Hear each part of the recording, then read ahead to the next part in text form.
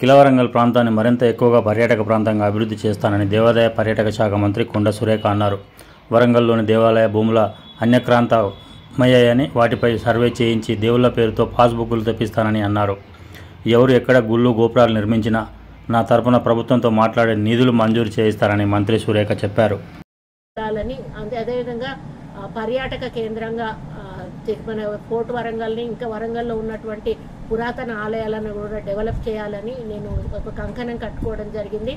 ఎవరైతే గుళ్ళు గోపురాలు కడతా ఉన్నారో వాళ్ళందరికీ కూడా నా వంతుగా గవర్నమెంట్ నుంచి సహాయ సహకారాలు అందించడమే కాకుండా దేవుని మాన్యాలన్నీ కూడా ఈరోజు ఆక్రమింపబడ్డాయి. ఆక్రమించిన దేవుని మాన్యాలన్నిటిని కూడా సర్వే చేపించి అవన్నిటిని కూడా పాస్బుక్లలో రికార్డ్ చేసి పాస్బుక్లు దేవుళ్ళ పేరు మీద పెట్టే కార్యక్రమం చేస్తే ఇక ముందు ఎవరు కూడా వాటిని ఆక్రమించుకునే అవకాశం ఉండదు అని తెలియజేస్తా ఉన్నాను.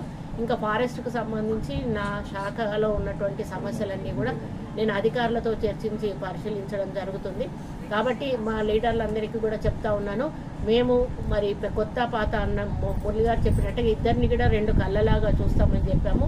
ఎవరు కూడా మీలో మీరు పోట్లాడుకోవద్దు. దయచేసి మనకు ఏదైతే పార్లమెంట్ ఎన్నికలు వస్తూ ఉన్నాయో నాకు వచ్చిన మెజారిటీ కంటే ఇంకా 2-3 ఇంతలు ఎక్కువ మెజారిటీ తీసుకురావాల్సిన బాధ్యత మనందరి మీద ఉంది. కాబట్టి మీరందరూ కలిసికట్టుగా ఇప్పుడు దాయాదులు అన్నదమ్ములు ఒక రెండో పెళ్లి చేసుకున్న భార్య చేసుకున్నప్పుడు పెద్దవాళ్ళ పిల్లలు ఉంటారు, వాళ్ళు వీళ్ళు కలిసి ఉంటేనే ఆ సంసారం సుఖంగా ఉంటుంది.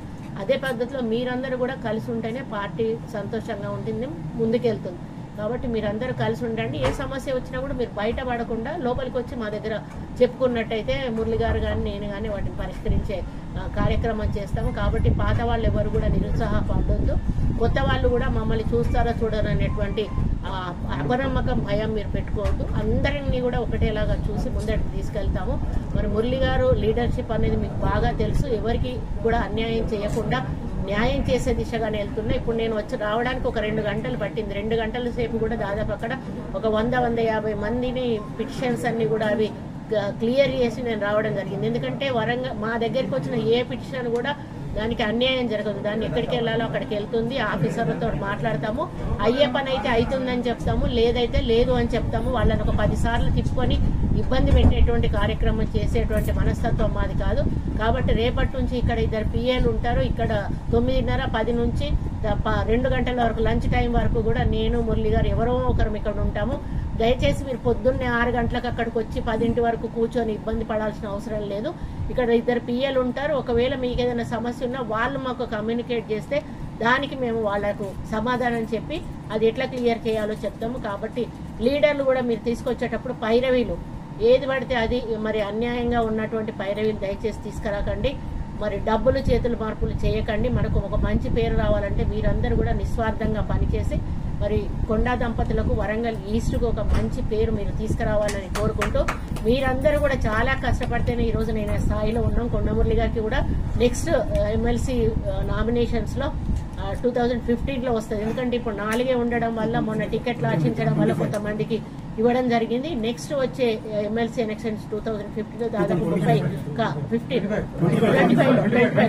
2025లో దాదాపుగా 30 ఖాళీ అవుతా ఉన్నాయి. అందులో కొండమురళి గారు తప్పకుండా ఎమ్మెల్సీగా రాబోతా ఉన్నారు. మా డాక్టర్ చిట్టక్క కూడా అప్పుడప్పుడు వస్తూ ఉంటుంది, వెళ్తూ ఉంటుంది. ఎందుకంటే రాబోయే రోజుల్లో ఆమె కూడా ఒక లీడర్. మొన్ననే ఛాన్స్ ఉండే కానీ మాకు లాస్ట్ మినిట్లో చెప్పారు పథకాలు తీసుకోండి అని. అప్పటికి మేము ప్రిపేర్ అవ్వలేదు, లేకపోతే 2 తీసుకునే వాళ్ళము.